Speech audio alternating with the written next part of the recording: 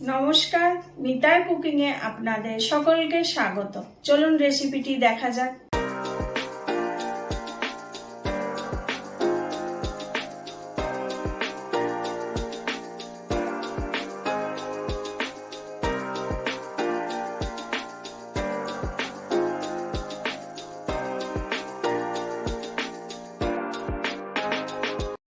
এসে গেছি নতুন একটা রেসিপি নিয়ে।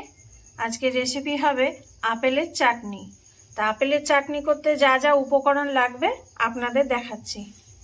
এখানে দুটো আপেল আছে, 350 গ্রাম আপেল নিয়েছি, আর তার জন্য আমি 150 গ্রাম চিনি নিয়েছি।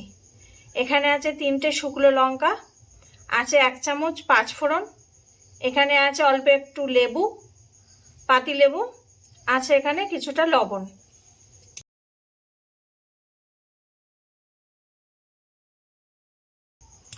আপেল ধুয়ে পরিষ্কার করে নিয়েছি। আপেলটাকে আমি এবার কাটবো। আমি একটু সবুজ আর লাল আপেল নিয়েছি, হালকা সবুজ আছে আপেলটা।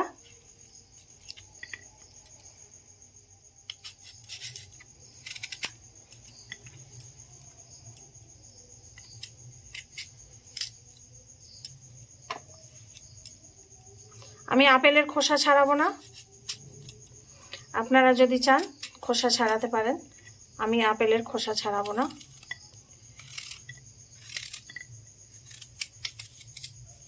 এরকম ছোট ছোট টুকরো করে নেব আপেলে।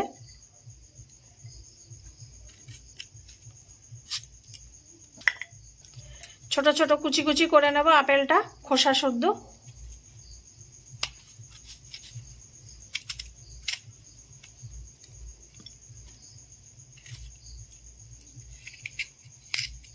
মাঝখানেরটা ফেলে দেবো ভালো করে।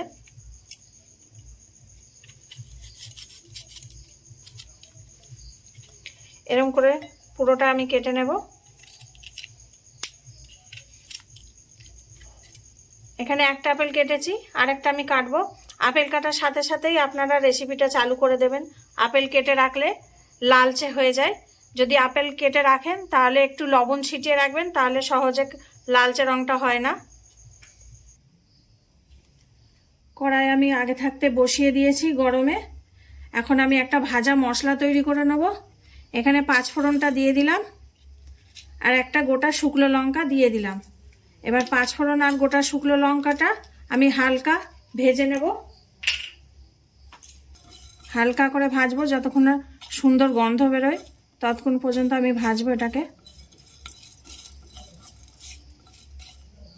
শুকনো লঙ্কাটাকে একটু চেপে চেপে ভাজবো। খুব ভালো সেন্ট বার হচ্ছে, গন্ধটা খুব সুন্দর লাগছে। এবার তার মানে ভাজা হয়ে গেছে, এবার আমি নামিয়ে দেব। লঙ্কাটাও ভালো করে ভাজা হয়ে গেছে, এপিট ওপিট করে চেপে চেপে। এবার আমি নামিয়ে দিচ্ছি। ভাজা মশলাটা হয়ে গেছে, পুরো মিহি করে নি, একটু দানা দানা আছে। কড়াই গরম আছে, আমি 1 চামচ মতন তেল দিচ্ছি, সাদা তেল। তেল গরম হয়ে গেছে, এবার শুকনো লঙ্কাটা ফোড়ন দেব, দিয়ে একটু হালকা করে ভেজে নেব। শুকনো লঙ্কা ভাজা হয়ে গেছে, এবার আমি আপেলটা দিয়ে দেব।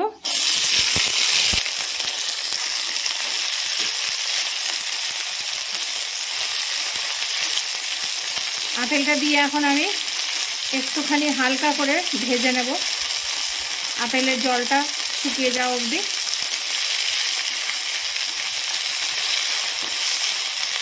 পাঁচ মিনিট এখন আপেলটার জল শুকাবো।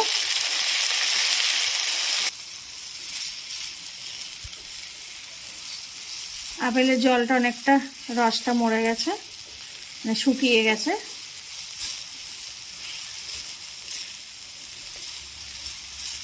আর একটু আমি ভালো করে নেড়ে চেড়ে নেব, কালারটা যাতে আর একটুখানি চেঞ্জ হয়ে যায়।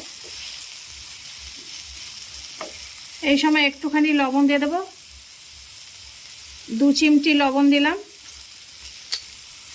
এবার চিনি দিয়ে দেব, চিনিটা পুরো দিয়ে দিলাম।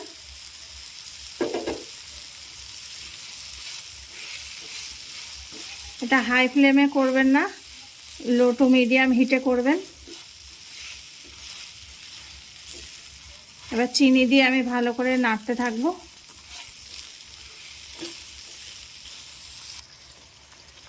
চিনিটা পুরো গলে গেছে, আমি এই অবস্থাতেই নাড়তে থাকবো যতক্ষণ না চিনির কালারটা পুরো চেঞ্জ হয়ে যায়। এটা নাড়তে নাড়তে হালকা লালচে ভাব হয়ে যাবে, তখন একটু জল দেব।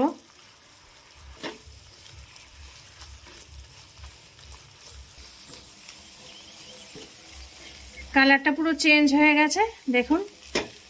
যতক্ষণ না কালার চেঞ্জ হবে নাড়তেই থাকবেন। কালারটা চেঞ্জ হয়ে গেছে, আপেলও অনেক নরম হয়ে গেছে। এ দেখেন, বুঝতেই পারবেন আপেল নরম হয়ে গেছে। আর চিনি দিয়ে কালারটা একদম চেঞ্জ হয়ে গেছে, ক্যারামেলের মতন লাগছে কালারটা। এবার এই সময় অল্প একটু জল দেব।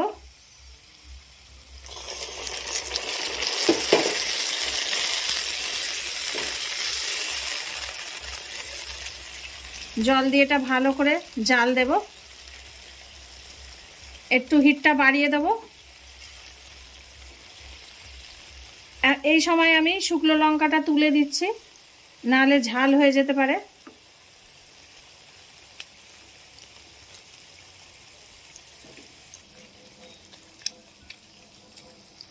এটা এখন ভালো মতন ফুটুক, ফুটে ফুটে গাঢ় হয়ে যাবে। হয়েই এসছে চাটনিটা, লঙ্কাটা এবার দিয়ে দিলাম।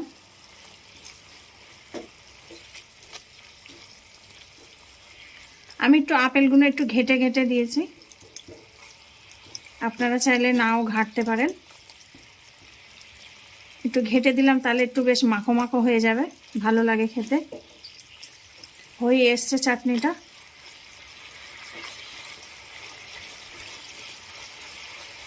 আপনারা যদি চান এটা গুড় দিয়েও করা যায়, হাফ চিনি হাফ গুড় দিয়েও করা যায়। তা নাহলে একটু কালার ব্যবহার করবেন, অনেকে আছে কালার ব্যবহার করে রঙটা খুব ভালো হওয়ার জন্য, দেখতে সুন্দর লাগে। আমি কালার ব্যবহার করিনি। এখন একটু লেবুর রস চিপে দেব। লেবুর রসটা দিলে ভালো লাগে, টক মিষ্টি টক মিষ্টি।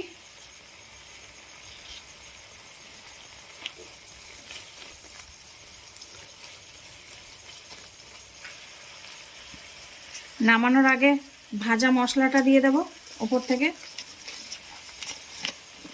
এই ভাজা মশলাটা দিলে খুব ভালো গন্ধ বেরোয় আর খেতেও খুব ভালো লাগে। আপনারা যদি চান দিতেও পারেন, নাও দিতে পারেন। আমাদের ভালো লাগে ভাজা মশলা দিলে। আর আপনারা নিজেদের স্বাদ অনুযায়ী মিষ্টিটা দেবেন। হয়ে গেছে, এবার আমি নামিয়ে দেব। আপেলের চাটনি পুরো রেডি।